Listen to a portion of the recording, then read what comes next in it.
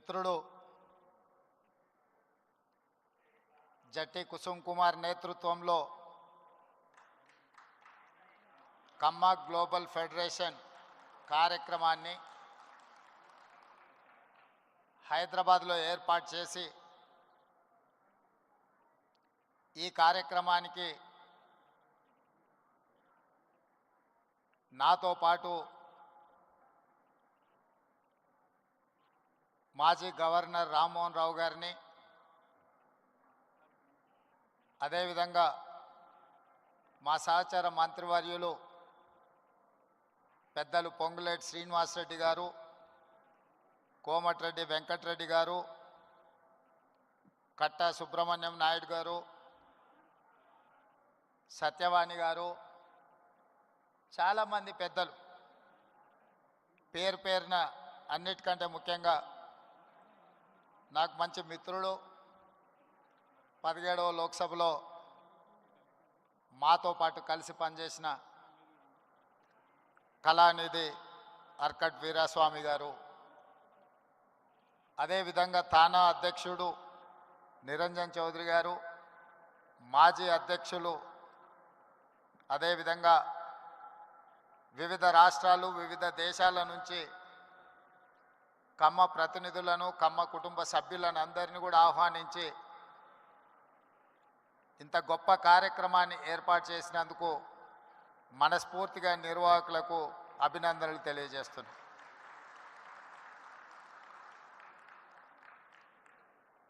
వాస్తవంగా ఈ కార్యక్రమం ఆలోచన 2 సంవత్సరాల క్రితమే రూపుదాల్చింది. నేను మిత్రుడు కుసుమ్ కుమార్కి 2023 కంటే ముందే ఈ కార్యక్రమాన్ని ఏర్పాటు చేయాలి అని చెప్పిన అది కార్యరూపం దాల్చలేదు. ఆ తర్వాత ఎన్నికల తర్వాత జరిగిన పరిణామాలు, ఆ తర్వాత ఖచ్చితంగా ఈ కార్యక్రమాన్ని ఏర్పాటు చేయాలి అని తలంపుతో 90 రోజుల్లోనే ఇంత పెద్ద కార్యక్రమాన్ని ఏర్పాటు చేసి ఇంత విజయవంతంగా నిర్వహించినందుకు మనస్ఫూర్తిగా నిర్వాహకులకు అభినందనలు తెలియజేస్తాను.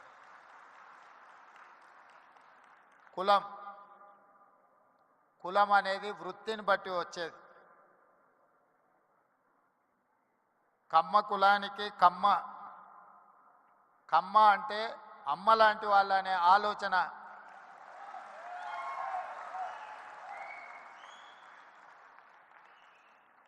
అమ్మ అంటే ఆకలి మీద వచ్చిన ఏ కొడుకునైనా ఎవరినైనా కడుపు చూస్తుంది, ఆకలితో ఉన్నాడేమో ఏమైనా పెడదాము అని. అందుకే కమ్మవారు భూమిని నేలను నమ్ముకొని వ్యవసాయం చేసి మట్టిలో నుంచి బంగారాన్ని తీసే పంటలు పండించి 10 మందికి సాయం చేసే కమ్యూనిటీ కమ్మ కులం.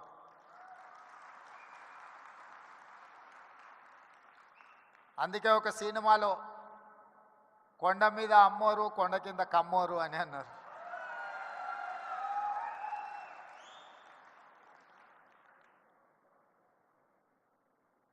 నేను మామూలుగా మా మిత్రులతో అంటుంటా, కమ్మాస్ ఎక్కడున్నారో మనం గుర్తుపట్టాలంటే పెద్ద రీసెర్చ్ చేయాల్సిన అవసరం లేదు. సారవంతమైన నేల, సమృద్ధిగా నీళ్ళు ఎక్కడ ఉంటాయో ఎత్తుకుతే అక్కడ తప్పకుండా కమ్మాస్ ఉంటారని చెప్పి, అది ఇవాళ కర్ణాటక అయినా, తమిళనాడు అయినా, తెలంగాణ అయినా, ఆంధ్రప్రదేశ్లో అయినా ఎక్కడ చూసినా సారవంతమైన నేలలుండి మంచి పంటలు పండించగలిగిన, మంచి పంటలు పండుతాయన్న భూమి ఉన్న ప్రతి దగ్గర కమ్మ సోదరులు అక్కడ ఉంటారు. వాళ్ళ ఆలోచన ఎప్పుడు కష్టపడాలి, పంటలు పండించాలి, 10 మందికి ఉపయోగపడాలి, 10 మందిని ఆదుకునే ఆలోచన చెయ్యాలి అనేదే ఆ సామాజిక వర్గ నేపథ్యం. అదేవిధంగా నాకున్న సంబంధాలు కానీ, లేకపోతే నాకున్న సన్నిహిత సంబంధాల గురించి నేను పెద్దగా చెప్పాల్సిన అవసరం లేదు. ఎందుకంటే నేను ఎక్కడున్నా నన్ను ఎట్లా అభిమానిస్తారో మిత్రుడు ఎరపతినేని శ్రీనివాసరావు గారు ఈ వేదిక మీద నుంచి మాట్లాడిన దాన్ని బట్టి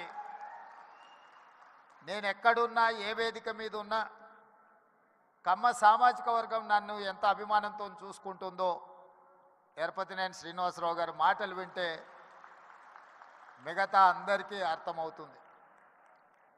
అదేవిధంగా సత్యవాణి గారు ఒక మాట అన్నారు. వారు మాట్లాడుతుంటే అనర్గళంగా ఏ పేపర్ చూడకుండా వారి ఉపన్యాసం వినాలి అని అనిపిస్తుంది అని. అది ఎక్కడి నుంచో కాదు, ఎన్టీఆర్ లైబ్రరీలో నేర్చుకున్న చదివే ఈరోజు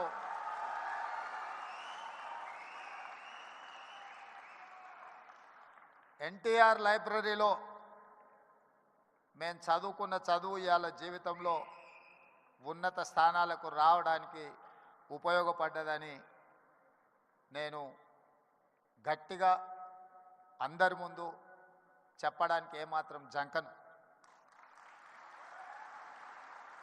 మనం వచ్చిన నేపథ్యం, మన రాణించిన తీరు, మనకు అవకాశం ఇచ్చిన వాళ్ళను తక్కువ చేసి మాట్లాడవలసిన అవసరం లేదు, చిన్న చేసి చూడడము పద్ధతి కాదు. అదేవిధంగా కమ్యూనిటీకి సంబంధించిన గొప్ప గొప్ప వ్యక్తుల గురించి, చరిత్ర గురించి మా మిత్రులు చాలామంది చెప్పారు. మిత్రుడు కుసుమ్ కుమార్ గారు ఎన్టీఆర్ కంటే ముందు 52 మంది కమ్మ సామాజిక వర్గం ఎమ్మెల్యేలు ఉండేవాళ్ళు అని అన్నారు. కానీ ఎన్టీఆర్ వచ్చిన తర్వాత ఎన్టీఆర్ ఒక బ్రాండ్ క్రియేట్ చేసింది. NTR is brand. NTR is brand for politics. NTR is brand for leadership. వారు ఇచ్చిన అవకాశాలతోని ఆ రాష్ట్రమైనా ఈ రాష్ట్రమైనా ఏ రాజకీయ పార్టీ అయినా ఈరోజు నాయకులు ఉన్నారు అని అంటే ఎన్టీఆర్ గారు ఆనాడు ఇచ్చిన అవకాశాలే. ఇవాళ ఇక్కడ ఆయనను అవమానించేటట్టు మాట్లాడిన వాళ్లకు అవకాశం ఇచ్చింది ఆయన్నే.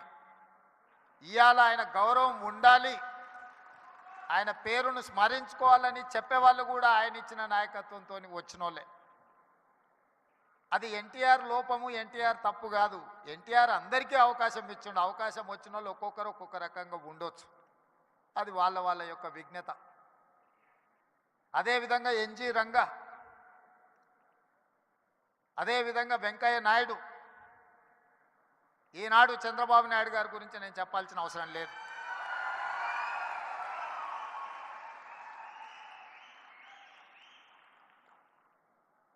ఈ దేశంలో కాంగ్రెస్ పార్టీకి ఎదురే లేదు. బలమైన నాయకురాలుగా శ్రీమతి ఇందిరాగాంధీ గారిని ఎదుర్కొనే వాళ్ళే లేరు.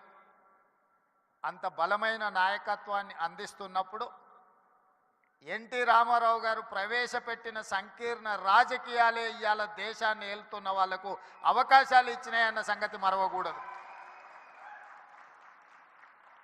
రామ్మోహన్ రావు గారికి గుర్తుండి ఉండాలి,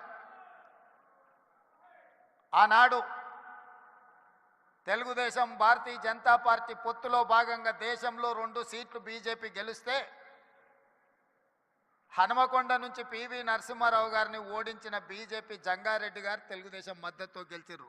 దేశంలో 2 సీట్లు బీజేపీ గెలిచిన రోజు 1 సీటు గుజరాత్లో గెలిస్తే 2వ సీటు తెలంగాణలో తెలుగుదేశం పార్టీ ఎన్టీ రామారావు గారి మద్దతుతో గెలిచింది.